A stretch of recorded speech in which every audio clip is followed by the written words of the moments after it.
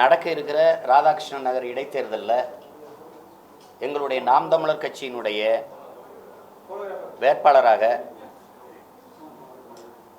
கட்சியின் மூத்த தலைவர்களில் ஒருவராகவும் தமிழுக்கும் தமிழருக்காகவும் நீண்ட காலமாக போராடி கொண்டு வருகிற ஒரு தமிழ் தேசிய தலைவராகவும் இருக்கிற தமிழன் தொலைக்காட்சியின் நிறுவனர் எங்கள் அண்ணன் கலைக்கோட்டு உதயம் அவர்கள் போட்டியிடுகிறார்கள். முன்னுரிமை இங்கே அடிப்படை தேவையாக இருக்கிற இங்கே இப்போ வாழ்வாதாரத்தில் மிக முக்கியமான உயிராகாரமாக இருக்கிற நீர் பிரச்சனை. 3-4 கிலோமீட்டருக்கு எங்கள் தாய் தங்கையில் குடங்களை போட்டுக்கிட்டு காற்று கிடக்கிற கொடுமையை துடைக்கணும்னு நினைக்கிறோம். நீண்ட காலமாக நாங்கள் அதை எங்கள் ஆட்சியின் செயல்பாட்டு வரைவிலே தண்ணீரின் தேவையில் உங்கள் பிள்ளைகள் தண்ணீரை அடைவோம், வீட்டு வாசலில் குழாயை கொண்டு வச்சு கொண்டாந்த குடிநீர் தூய குடிநீரை தருவோம்னா அது போய் சேரலை என் மக்களுக்கு. இப்போ பாருங்கள், 10 ஆண்டுக்கு வேண்டிய மழை பெய்ததுன்னு சொன்னாங்க, 10 மாதத்துக்கு வேண்டிய குடிநீரை சேமிக்கல. வீட்டுக்கு வீடு மழை நீரை சேமிக்கிறோம், சரி, நாட்டில் இவங்க எவ்வளவு சேமிச்சாங்கன்னு பாருங்கள். எல்லாருக்கும் தெரியுது. இருக்கிற ஏரிகளை பாதிக்கு மேலே தின்னாச்சு, தூத்தாச்சு. சரி, இருக்கிறதையாவது தூர்வாரி ஆழப்படுத்தி இந்த நீரை தேக்கி அதை குடிக்க பயன்படுத்துறதா இல்லை. இப்போ மலைகளை கல்குவாரியாக தோண்டி எடுத்துட்டு அதில் இருக்கிற குழியில் நீண்ட காலமாக தேங்கி இருக்கிற அழுக்கு நீரை குடிநீராக பயன்படுத்தலாமான்னு யோசிச்சுருந்தா அதை குடிச்சிட்டு காலரா எத்தனை பேர் சாகிறது? அப்புறம் அதை தடுக்கிறதுக்கு எப்படி போராடுறது? இது ஒரு அடிப்படையே இல்லை. இப்போ எல்லாம் அணுவில் மின்சாரம் தடை இல்லாமல் வருங்கிறாங்க, மின்தடை ஏற்படுறதுக்கு வாய்ப்பே இல்லைங்கிறாங்க. ஒரு நொடிக்கு 4 தடவை நின்று போகுது என் வீட்டில் மின்சாரம். இப்படி இருக்குது. இந்த அடிப்படை தேவைகளை முன் வச்சு அது அந்த தொகுதியில் இருக்கிற அந்த குப்பை கொட்டப்படுகிறது, அடிப்படை கழிவு நீர் வெளியேற இல்லாத வசதி, இதுகளெல்லாம் முன்னிறுத்தி தான் நாங்கள் எடுத்துக்கிட்டு போவோம். நீண்ட காலமாக எங்களுடைய நோக்கம் மனிதனுடைய அடிப்படை உரிமையாக இருக்கிற, அத்தியாவசிய உரிமையாக இருக்கிற கல்வி மருத்துவம் பொதுமையாகணும், அது இலவசமாகணும், சரியாக சமமாக தரமாக எல்லாருக்கும் கொடுக்கப்படணும். இப்போ அம்மையார் ஜெயலலிதாவுக்கு உடம்பு முடியல, பல 1000 கோடி ஒதுக்குறாங்க நிர்வாகத்துக்கு, அரசு மருத்துவமனைகளுக்கு. அரசு மருத்துவமனை இருக்குது, கட்டடம் சிறப்பாக இருக்குது, ஆனால் அதில் போய் அவங்க படுக்கலை. அவங்க தனியார் மருத்துவமனையில் தான் இப்போ படுத்து மருத்துவம் பார்த்துக்கிறாங்க. இப்போ ஐயா கலைஞருக்கு முடியல, அவர் போய் காவேரி மருத்துவமனையில் தான் படுத்துக்கிறாரு. அப்படின்னா அரசு மருத்துவமனை இதுக்கு, அது ஏன் அதில் போய் படுக்க முடியல? தரமாக இல்லை. ஏன் தரமாக இல்லை? அப்போ அது யாருக்கான மருத்துவமனை? அப்போ ஒரு நாட்டின் முதலமைச்சருக்கு கிடைக்கிற மருத்துவம் ஒரு சாதாரண குடிமகனுக்கும் கிடைக்கணும். அதுதான் சரியான ஜனநாயகம், சரியான ஆட்சி முறை. அப்போ அந்த நிலையை கொண்டு வரணும்னு நாங்கள் நினைக்கிறோம். அப்போ அதுபோல் ஒரு நீண்டகால நோக்கத்தோடு பெருங்கனவோடு எங்களுக்கு பரப்புரை இருக்கும். கல்வி மருத்துவம் இலவசம், சரியான பாதை வசதி, தடையற்ற மின்சாரம், அனைவருக்கும் வேலைக்கு அனைவருக்கும் கல்வி, கல்விக்கேற்ற வேலைக்கேற்ற சம்பளம், அதுக்கு கௌரவமான பிழைப்பு. இந்த இலவசங்களுக்கு கையேந்தி நிற்கிற ஒரு கேடுகட்ட நிலை. வேளாண்குடி மகன் தலைநகரில் போய் மண்டையோட வச்சுக்கிட்டு கோமணத்தை கட்டிட்டு போராடிட்டு இருக்கான். அது கூட நிற்க ஒரு கூட்டம் இல்லை. 200 பேருக்கு மேலே வேளாண்குடி மகன் செத்து கிடக்கான், உழவன் செத்துருக்கான். உழவு இல்லைன்னா உணவு இல்லை, உணவு இல்லைன்னா உயிர் இல்லை, உயிர் இல்லைன்னா உலகு இல்லை. அதுதான் உழுதுண்டு வாழ்வார் மற்றவரெல்லாம் தொழுதுண்டு பின் செல்பவர் என்று வள்ளுவ பெரும் மகன் பாடுறாரு. அப்போ அந்த உழவன் செத்து கொண்டிருக்கிறான், அதை பற்றி கவலைப்பட இங்கே யாரும் இல்லை. மிக்சி கொடுக்குறேன், கிரைண்டர் கொடுக்குறேன்னு இதில் அரசியல் இருக்குது, ஆட்சி முறை இருக்குது. மிக்சியை கொடுத்து கிரைண்டரை கொடுத்து அதை எதை போட்டு ஆட்டுறது, எதை போட்டு அரைக்கிறது? மீத்தேன் எடுக்கணும், ஹைட்ரோ கார்பன் எடுக்கணும், சரி எரிவாயுவை கொடுத்துறீங்க, அதில் எதை வச்சு சமைக்கிறது? அப்போ எங்கே இருக்குது அரசியல்? மண்ணை காப்பாற்றாமல் அதில் வாழ்கிற ஒரு உயிரினமாக இருக்கிற மனிதர்களை காப்பாற்ற முடியாது. வெறும் மனிதர்களுக்கு மட்டும் நாங்கள் ஸ்கூட்டிக்கு 50 விழுக்காடு மானியம் தரம்னு பேசி இங்கே ஒன்றும் பண்ண முடியாது. மண்ணை காக்கணும். மண்ணுனா மலை, காடு, கடல், ஆறு, ஏரி, குளம், குட்டை, யானை, புலி, சிங்கம், கரடி, கொக்கு, குருவி, சிட்டு, தேனீக்கள், பூச்சிகள், இதெல்லாம் காப்பாற்றணும். அதெல்லாம் வாழ்ந்தால் தான் மனிதன் வாழ முடியும். இங்கே எல்லாத்தையும் காலி பண்ணிட்டு எல்லாத்தையும் விற்று தின்னுட்டு எந்த நூற்றாண்டில் பார்த்துருக்கீங்க நீங்கள்லாம்? காடுகளில் போய் தொட்டி கட்டி விலங்குகளுக்கு தண்ணி ஊற்றுனது. காடுகளில் இருந்தால் இவனுக்கு அறிவு வந்துச்சு, அறிவில் இருந்தால் ஆறு வந்துச்சு, ஆறில் தான் நீர் வந்துச்சு, நீரில் இருந்தால் சோறு வந்துச்சு. இன்றைக்கி மனிதன் போய் தொட்டி கட்டி தண்ணி ஊற்றிட்டு இருக்கான். எல்லா சிங்கம் புலி கரடிக்கும் தண்ணி ஊற்றிட முடியுமா? கால கொடுமை. இதெல்லாம் மாற்றணும், துடைக்கணும்னு நினைக்கிறோம். அது கற்றுக்கிட்டே வரோம். ஒரு நாள் என் மக்களுக்கு புரியும். அப்போ அவங்க எங்களுக்கானவர்களாக இருப்பாங்க, நாங்கள் அவர்களுக்கானவர்களாக இருப்போம். அதுக்கான ஒரு அரிய வாய்ப்பாக இந்த தேர்தலை பார்க்குறோம். அதில் மிக தகுதி வாய்ந்த ஒரு தலைவரை நாங்கள் எங்கள் கட்சியின் சார்பாக எங்கள் அண்ணன் கலைக்கோட்டு உதயத்தை நிறுத்துகிறோம். எனக்கு முன்பிருந்து பன்னெடுங்காலமாக இந்த தளத்தில் போராடி கொண்டு வர்ற ஒரு தலைவர் அவர். அதனால் ஒரு பெருமையோடு அவரை இந்த ஆர்கே நகர் தொகுதியில் நாங்கள் நிறுத்துகிறோம். நாளைக்கு காலையில் போட்டி பல மணி யாரும் போட்டி போடலாம். எதை எடுத்து வைக்கிறோம், எது அரசியல். நாங்கள் இது ஒரு கருத்தியல் புரட்சி, அறிவாயுதம் ஏந்திய கிளர்ச்சின்னு நினைக்கிறோம். இப்போ என்ன செய்யும் திமுக இந்த ஆட்சியை குறை சொல்லும், வேற ஒன்றும் சொல்லாது. ஊழலை ஒழிப்போம், லஞ்சத்தை ஒழிப்போம்னா அது சொல்றதுக்கு அந்த கட்சிகளுக்கு அது ஒரு தகுதி எந்த கட்சியும் வச்சுக்கல. அப்போ தீபா அம்மையார் போட்டிட்டா கூட அவங்க நான் ஜெயலலிதாவின் உண்மையான வாரிசுன்னு சொல்லுவாங்க. என்ன செய்வீங்க? அதுதானே. அப்போ அப்படி இருக்குது. அதிமுக என்ன சொல்ல போகுது? அது கட்சியாக இருக்குது, கொடியாக இருக்குது, சின்னையாக இருக்குங்கிற சண்டையை தான் அது பேசும். அதுவா மக்கள் பிரச்சனை? இன்னைக்கு அது இல்லை. அது கொட்டும். நான் தான் ஒத்துக்கிறேனே. அவங்க என்னைக்கு ஒரு அரசியல் பேரியக்கங்கள் மக்களுக்கு சேவை செய்கிற அமைப்பிலிருந்து தாண்டி அது லாபம் ஈட்டுகிற நிறுவனமயப்படுத்தி விட்ட பிறகு, அங்கே உண்மை நேர்மை சத்தியம் செத்து விட்ட பிறகு பணத்தை தான் நம்பும்.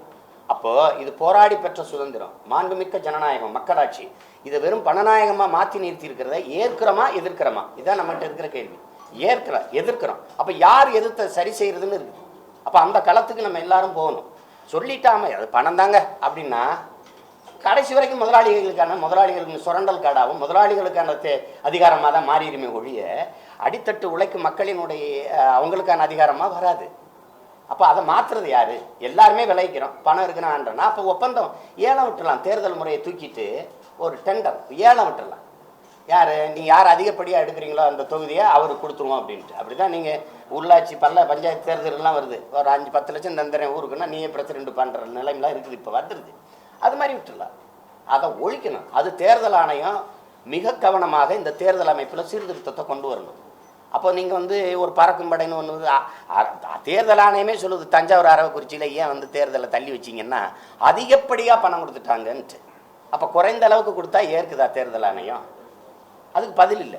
அதிகப்படியாக கொடுத்ததை எப்படி பார்த்தீங்களா? கொடுக்கும்போது பார்த்தீங்களா?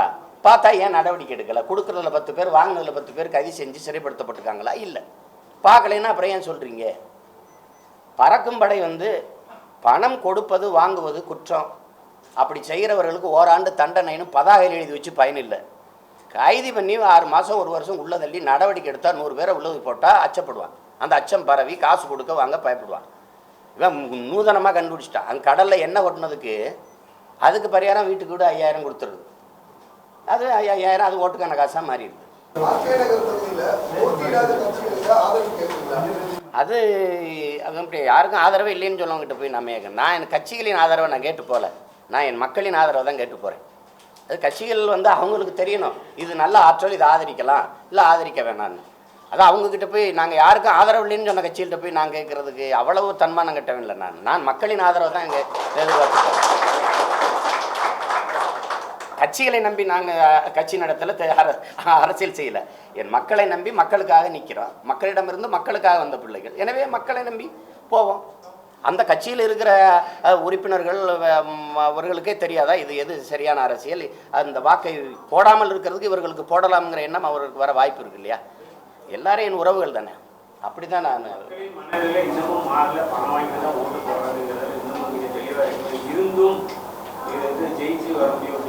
இருந்தும்ங்கிறதே நாம் எப்படி சாக போகிறோம்? அப்புறம் ஏன் நம்ம சாப்பிட்றோம்? நம்பிக்கை தான். மாற்றிட முடியுங்கிற நம்பிக்கை. இப்போ நான் எப்படி பார்த்தீங்கன்னா ஒரு போராட்டக்காரன். நான் ஒரு விளையாட்டு வீரர். கபடி விளையாடும்போது கடைசி நிமிடம் கடைசி ரைடுன்னு அறிவிப்பான். நடுவர் கடைசியாக நீ பாடுற அப்படின்னு. அப்போ கூட 3 புள்ளி தேவைப்பட்டான்னு நம்பிக்கையோடு பாடி போகிற ஆளுங்க நாங்கள். வென்றுவோம்டா அப்படின்னு, அடிச்சுட்டு வந்துடுவோம்டா அப்படின்னு.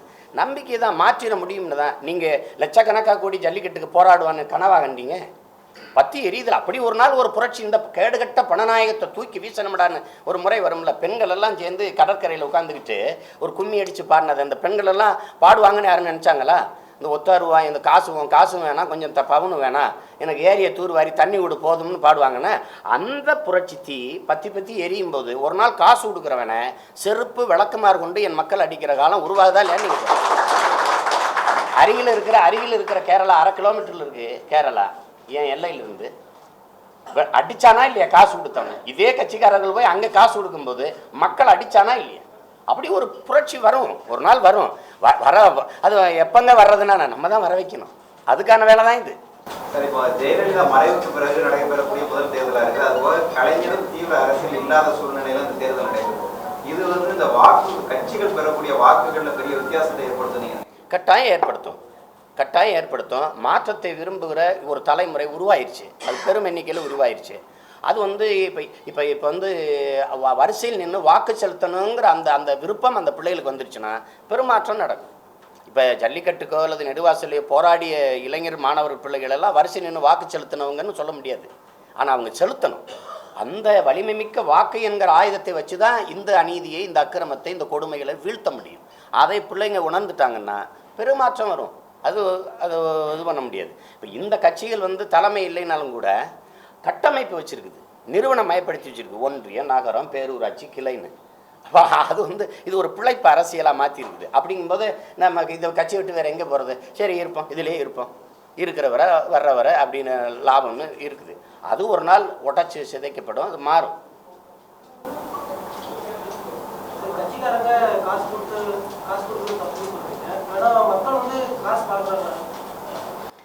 அதாவதுங்க, உரிமையை விற்கிற வறுமை நிலையில் என் மக்களை வச்சது யாருடைய பிள்ளைங்கிறதா. இப்போ மதிப்புமிக்க உரிமைகளை சில ரொட்டு துண்டுகளுக்காக விற்பது என்பது அவமானகரமானதுன்னு அண்ணல் அம்பேத்கர் சொல்கிறார். தங்கத்தை யாராவது தவிட்டுக்கு விற்பானான்னு பேரறிஞர் அண்ணா சொல்கிறார். வாக்குக்கு காசு கொடுக்கிறவன் பாவி, அந்த காசை வாங்கி கொண்டு வாக்கு செலுத்துறவன் தேச துரோகி என்று தெய்வ திருமகன் பசுமன் முத்துராமலிங்க தேவர் சொல்கிறார். இவ்வளவு பெரிய தலைவர்கள் அந்த காலத்திலேருந்தே இந்த வேதனையில் இந்த கருத்துக்களை பதிவு பண்ணியிருக்கிறாங்க. அப்போ வறுமையை, இந்த உரிமையை மதிப்புமிக்க உரிமையை விற்கிற ஏழ்மை வறுமை நிலையில் என் இன மக்களை வச்சது யாரோட பிள்ளை? அதுதான் இப்போ இருக்கிற கேள்வி. நான் கொடுக்கலன்னா வாங்க மாட்டான்ல. என்கிட்ட உண்மை செத்து போச்சு, நேர்மை செத்து போச்சு, அவனை வாயை திறக்க விடாமல் அடைக்கணும், காசை கொடுத்துரு. நீ ஏங்க இந்த ரோட்டை சரியாக போடலைன்னா நீ நோட்டை வாங்காமையா ஓட்டை போட்டாயின்னு நான் கேட்குறேன். அப்போ மக்களுக்கு அந்த தகுதி இருக்கக்கூடாது. என்கிட்ட நேர்மை இல்லை, என்கிட்ட உண்மை இல்லை, என்கிட்ட சத்தியம் இல்லை, அந்த என்னை கேள்வி கேட்குற தகுதியோ உரிமையோ என் மக்களுக்கு இருக்கக்கூடாதுன்னு தான் இந்த வேலையை செஞ்சு இந்த கட்சிகள் ஆட்சிகள் முடிச்சிட்டு. அப்போ இன்னும் ஒரு தலைமுறை தான் நீங்கள் தயார் செய்யணும். மக்களை குறை சொல்லிகிட்டே இருக்கக்கூடாது. பணத்தை வாங்கிட்டு வாக்கு செலுத்துகிற நிலையில் இல்லாத விழுக்காட்டு மக்கள் இருக்கிறாங்க. மாதம் 50,000க்கு மேலே சம்பளம் வாங்குகிற விழுக்காட்டு மக்கள். அந்த மக்கள் வரிசையில் நின்று வாக்கு செலுத்த வர்றதில்லை. அது ஒரு கெட்ட வாய்ப்பு. அவர்கள் வந்துட்டால் இந்த பணத்தை வாங்கிட்டு வாக்கு செலுத்துகிற விழுக்காடு குறைஞ்சிரும். இது இந்த பணமே தீர்மானிக்கிற ஆற்றலாக இல்லாமல் மாறிடும். அப்போ அதை நோக்கி தான் நீங்கள் பயணிக்கணும். இந்த பாவப்பட்ட மக்களை 100 நாள் வேலைங்க, 100 நாள் வேலை திட்டம், 100 ரூபா சம்பளம், 100 ரூபாயில் 40 ரூபா கமிஷன் போக 60 ரூபா கிடைக்குது ஒரு நாள் கூலி. 100 நாள் தான் வேலை. ஆனால் மொத்தமாக 10,000 கொடுக்குனா 10 மாத சம்பளம். ஒரு வருஷம் பூரா உழைச்ச அந்த காசு வராது. 10 ஓட்டு என் வீட்டில் இருக்குன்னா எப்படி? 10,000 கொடுக்குறேன், 10 ஓட்டு இருக்குது, ₹1,00,000 ஆயிடுது. அப்போ அதை வச்சு இதை ஒரு வறுமையில் இருக்கிற மக்கள் ஏதோ கர்மம் இதையாவது கொடுக்குறானேன்னு. ஆனாலே என் மக்கள் ஒரு தர்மம் வச்சுருக்கான் பாருங்க. காசு வாங்கிட்டோம் கை நீட்டி, அது எப்படி போடாமல் இருக்கிறது? அதை அந்த என்ன பண்ணுறது? அவன் 5 ரூபா கொடுத்துருக்கான், அவனுக்கு ஒரு 2 போடுவான், இவன் ஒரு 10 ரூபா கொடுத்துருக்கான், அவனுக்கு ஒரு 3 போடுவான்னு. என் மக்கள் உனக்கு போடுறேன்னு சொன்ன வாக்கை காப்பாற்றணும்னு நினைக்கிறான். ஆனால் இந்த தேர்தலில் நிற்கிறவன் கொடுத்த வாக்குறுதியை ஒன்று காப்பாற்றிருந்தா என் மக்கள் கையேந்தி நிற்கிற நிலைமையில நின்றுக்காது. சார், இவர் வேட்பாளர் ஒரு தொழில் செஞ்சுட்டு இருக்காரு. அந்த தொழிலுக்கு மிரட்டல்கள் வரும் அரசியல்வாதிகளால. அந்த மிரட்டல் வரும்பொழுது மிரட்டல்களுக்கு பயப்படுற ஆளுகளா எங்களை பார்த்தா தெரியுதா உங்களுக்கு? பாருங்க, பல பேர் எங்களை பார்த்தா பயந்துட்டு இருக்கான். நீங்கள் எங்களை பயங்காட்டுறீங்க. நீங்கள் ஒரு சில கட்சி இந்த ஊருக்குள்ளே இருக்குது. உலகம் பூரா ஒரு கட்சி இருக்குதுன்னா நாம் தமிழர் கட்சி தான். எங்களை அப்படின்னா எனக்கு வராத மிரட்டலாம் எங்கள் அண்ணனுக்கு வந்துட போகுது. அந்த மிரட்டலாம் பார்த்துட்டு இருக்கிற அத்தனை பேர் நாங்கள் இருக்கிறோம். அதெல்லாம் ஒன்றும் இல்லை, அதுக்கெல்லாம் பயப்படுற ஆள் அவர் இல்லை. நான் ஒன்றுமே பெறாமல் கூட போகிறேன். நான் நம்பிக்கையோட களத்தில் நிற்கிறேன். நாங்கள் வெல்லணும்னு வாழ்த்துங்க, எங்களுக்கு துணை நில்லுங்க. ஒரு தூய அரசியல் வரணும்னு விரும்புனீங்கன்னா எங்ககிட்ட குறை இருக்குன்னா சொல்லுங்கள், திருத்திக்கிறோம், மாற்றிக்கிறோம், இதை சரி பண்ணுங்கள், இதை சரி பண்ணுங்கள், இதை சரி பண்ணுங்கன்னு. ஆனால் என்ன வாங்கினா நான் என்ன குறி கொடுப்பேக்காரனா ஜோசியம் பார்த்து சொல்ல சரியில்லை இவ்வளோ எனக்கு போடுவாங்க அப்படின்ட்டு. நான் வீழ்றதை பற்றி கவலைப்படுறதால நான் விளையாடுறேன். எவ்வளோ பெரிய விளையாட்டு வீரனாக இருந்தாலும் பீலையோ மரடோனாவோ ஒரே பந்தில் ஓடி போய் கோல் போட்டதில்லை. 10 வாய்ப்பில் ஒத்த வாய்ப்பில் தான் கோல் விழுது. எங்களுக்கு இது ஒரு வாய்ப்பு, விளையாடுறோம். மக்கள் நாங்கள் முன்வைக்கிற அரசியலும் கருத்தும் ஏற்புடையாக இருந்து எங்கள் உழைப்பு மேலே நம்பிக்கை இருந்தால் எங்களுக்கு வாக்கு செலுத்தட்டும், வெல்ல வைக்கட்டும். அதனால் மற்ற நிற்கிறவங்களாம் நான் வென்றே தீர்வேன், நான் வென்றுவேன், நான் தான் வென்றுவேன்னா 8 பேர் 8 எம்எல்ஏ ஆக போகிறாங்களா? இங்கே ஒரு எம்எல்ஏ தானே, ஒரு சட்டமன்ற உறுப்பினர் தானே. அது யாருன்னு காலம் மக்கள் தான் முடிவெடுக்கணும், நாம் முடிவெடுக்க முடியாது. சார், உங்களுடைய தேர்தல் பிரச்சாரம் ஆளுங்கட்சியினுடைய என்னென்ன தவறுகள் செஞ்சிருக்காங்க அப்படிங்கிறத முன்னிறுத்தி தேர்தல் பிரச்சாரம் செய்வீங்களா? தவறை தவிர எதையுமே செய்யலையே. நீங்க வந்து என்ன செய்யணும் அப்படிங்கிறத முன்னிறுத்தி தேர்தல் பிரச்சாரம் இது வந்து அரசுகள் செய்கிற தவறையே, அதை கடந்த கால தவறுகளை சுட்டி காட்டாமல் இருக்க முடியாது. ஆனால் அதையே பேசி கொண்டு இருக்க முடியாது. நாங்கள் என்ன செய்ய போகிறோங்கிறதான் முதன்மையானது. இப்போ வந்து இத்தனை பிரச்சனை இருக்குது. குடிநீர் இல்லை, ஒரு தடையற்ற மின்சாரத்தை தர முடியல. ஒரு பக்கம் வேளாண்மைக்கான போராட்டம், ஹைட்ரோ கார்பன் இருக்கிற போராட்டம், மீத்தேன் இருக்க போராட்டம், அத்திக்கடவு அவிநாசி திட்டத்தை நிறைவேற்றும் போராட்டம், உருக்காலையை தனியாருக்கு கொடுத்துறாதேன்னு போராட்டம், மீனவர் படுகொலைக்கு போராட்டம். இந்த பிரச்சனைகள் எல்லாமே இந்த கட்சிகள் ஆட்சிகளில் எங்களுக்கு வந்தது தான். இப்போ அதை குறிப்பிட்டு பேசாமல் இருக்க முடியாது. இலவசமாக அரிசி போட்டால் தான் அதை வாங்கி சாப்பிட்டு வயிறு வளர்த்து உயிர் வளைக்க முடியுங்கிற ஏழ்மை வறுமை நிலையில் எங்களை வச்சதை தவிர இது ஒன்றும் சாதிக்கலை இந்த கட்சிகள். ஒரு அடிப்படை தேவையான மிக்சி கிரைண்டரு, ஒரு வேட்டி சேலை, இதை கூட நாங்கள் வாங்கிக்கிற முடியாத வறுமை நிலையில் தான் இந்த 50 ஆண்டு கால இவர்கள் ஆட்சி எங்களுக்கு இருந்திருக்கு.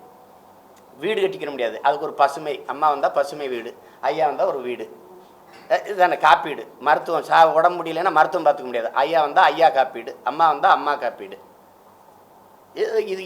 இதை ஒழிக்கணும்னு நினைக்கிறோம். அதனால் அதை கடந்த தவறுகளை, நிகழ்கால தவறுகளை, கடந்த கால ஆட்சியின் முறைகேடுகளை எடுத்து சொல்லாமல் இருக்க முடியாது. ஆனால் அதையே சொல்லி கொண்டு இருக்க முடியாது. நாங்கள் என்ன செய்ய போகிறோம், ஆக்க போகிறோம். நான் தான் சொல்கிறேனே, வந்தால் மருத்துவம் கல்வி இலவசம், உலகத்தரத்திற்கு. உலகத்தில் கல்வியில் முதலிடத்தில் தென்கொரியா, 2வது ஜப்பான், 3வது சிங்கப்பூர், 4வது ஹாங்காங், 5வது பின்லாந்து. இந்த 5 நாடுகளை முந்திட்டு என் மண்ணின் கல்வித்தரத்தை கொண்டு போகணும்னு நினைக்கிறோம். அதுக்கான வரைவுலாம் கொடுத்துருக்கோம். நிறைய பேர் கொண்டு போய் சேர்க்க முடியல, ஆனால் இப்போ கொண்டு போவோம். எல்லாமே மாறிட்டுல. இங்கே வர்த்தக பெருமக்கள் வாழ முடியாது, அந்நிய முதலீடு, ஆன்லைன் வர்த்தகம், வலைதள வர்த்தகம் எல்லாம். அவன் என்ன பொருள் விற்கிறேன், மிக்சி கொண்டா, அது மிக்சியாக திறந்து பார்த்தா என்னன்னு தெரியும், ஓடுமா ஓடாதான்னு. எல்லாமே இதில் வந்து இங்கே இருக்கிற வணிக பெருமக்களை சாகடிக்கிறது. கார்ப்பரேட் நிறுவனங்கள் வந்து பல ஆயிரக்கணக்கான ஏக்கர் நிலங்களை அபகரித்து கொண்டு இருக்குது. இப்போ நான் ஒன்று கேட்குறேன், இப்போ இது எங்கள் ஊர் கமதக்குடியில் வந்து 5000 ஏக்கர் விளைநிலத்தை பறித்து 20 கிராம மக்களை வெளியேற்றிட்டு ஐயா அதானிக்கு பறித்து கொடுத்துருக்காங்க. ஒரு ஏக்கர் 50,000 தான். 50,000 என் மக்கள் வந்து வறுமையில் இருந்தனால சீமக்கருவேல முள்ள வச்சுட்டு அந்த விளைநிலத்தை விட்டு வெளியேறிட்டாங்க. 5000 ஏக்கர் விளைநிலத்தில் 5000 ஏக்கரில் மின்பூங்கா அமைச்சு, சூரிய ஒளியில் மின்பூங்கா அமைச்சு நீங்கள் தயாரிக்கிறீங்க. சரி, இப்போ மின்சாரத்தை குடிச்சிட்டு படுத்துறதா, ஒரு யூனிட் மின்சாரம் அதை கொடுங்க நான் சாப்பிட்டு படுத்துறேன், அப்படியா? இதே மின்பூங்காவை நீங்கள் ஏன் வந்து பயன்படுத்த முடியாத தீவு இருக்குது, அதில் அமைச்சிருக்கலாம். கரடுகள் இருக்குது, மலைகள்லேயே வந்து சும்மா வெறும் கற்கள் மூடி இருக்கிற அந்த மலைகள் மேலே மலையை சுற்றி அமைச்சிருக்கலாம். ஜெர்மன்லாம் கடலுக்குள்ளே தான் அமைக்குது, அங்கே அமைச்சிருக்கலாம். விளைச்சலுக்கு பயன்படுத்தாத பரம்பு இடங்கள் எவ்வளவோ கிடக்குது, அதில் அமைச்சிருக்கலாம். அப்போ அந்த மாதிரி ஆக்கப்பூர்வமாக எதையுமே செயல்படுத்தலையே. அதை தான் நாங்கள் கொண்டு போகணும்னு நினைக்கிறோம். ஒட்டுமொத்த தமிழக பிரச்சனை பற்றி அங்கே எடுத்து சொல்றது, அந்த பகுதியுடைய பிரச்சனைகளை நீங்கள் அந்த பகுதியுடைய பிரச்சனையை கூடுதலாக பேசுவோம். ஆனால் ஒட்டுமொத்தமாக அங்கே பேசுறதுங்கிறது ஒரு தொகுதி அதை பார்க்க முடியாது. எவ்வளோ தூரம் இந்த இந்த இந்த நாடு இப்போ ஒரு தொகுதியில் பிரச்சனை அப்படின்னா இப்போ நீங்கள் வந்து அதை ஒரு தொகுதி பிரச்சனையை பார்க்க முடியாது. உலகம் பூரா கவனிச்சுக்கிட்டு இருக்கிறபோது அங்கே மொத்த பிரச்சனையும் தான் எடுத்து வைக்கும். எங்கோ ஒரு மீனவன் ஃப்ரிட்ஜை சுடப்பட்டானுங்கிறதுக்காக அது இங்கே இருக்கிற மக்களுக்கான பிரச்சனை இல்லைன்னு நகர்த்திட முடியாது. டெல்லியில் மண்டையோட வேளாண் குடிமகன் கோமணத்தை கட்டிட்டு போராடிட்டு இருக்காங்கிறது அது தஞ்சாவூர் விவசாயி, திருச்சி விவசாயி பிரச்சனைன்னு பற்றக்கூடாது. ஆனால் அவன் உழைச்சி அவன் விளைய வச்சா தான் இங்கே ஆர்கே நகருக்கு சோறு வரும். எங்கே வரும்? அப்புறம் வீராண ஏரியிலேருந்து உனக்கு தண்ணி வரணும்னா வீராணத்துக்கிட்ட இருக்கிறவன் செத்துட்டான்னா அதை பற்றி நமக்கு என்ன இருக்குது அப்படின்னா ஆமாம். அங்கே இருக்கிற அங்கே இப்போ எங்கள் கட்சி பிள்ளைகள் வந்து அங்கே வாழ்கிற பிள்ளைகள் எங்களுக்கு எல்லாம் என்னென்ன பிரச்சனை இருக்குன்னு எழுதி கொடுத்துருக்கான். அதை அறிக்கையாக கொடுக்குறோம், துண்டறிக்கையாக வீடு வீடு கொடுக்குறோம். அதையெல்லாம் நாங்கள் தான் சொல்கிறோமே, நாங்கள் குறை தீர்க்க கேட்க வந்த பிள்ளைகள் இல்லை, குறை தீர்க்க வந்த பிள்ளைகள். அதுதான் நாங்கள் திரும்ப திரும்ப மக்கள்கிட்ட சொல்கிறோம். அதை வந்து அங்கே பேசும்போது இந்த பிரச்சனைகள், நீங்கள் எதிர்கொள்கிற இந்த பிரச்சனைகளை எல்லாம் நாங்கள் கட்டாயம் நிறைவு செய்வோம், அதை தீர்த்து வைப்போம்னு தான் கொண்டு போவோம்.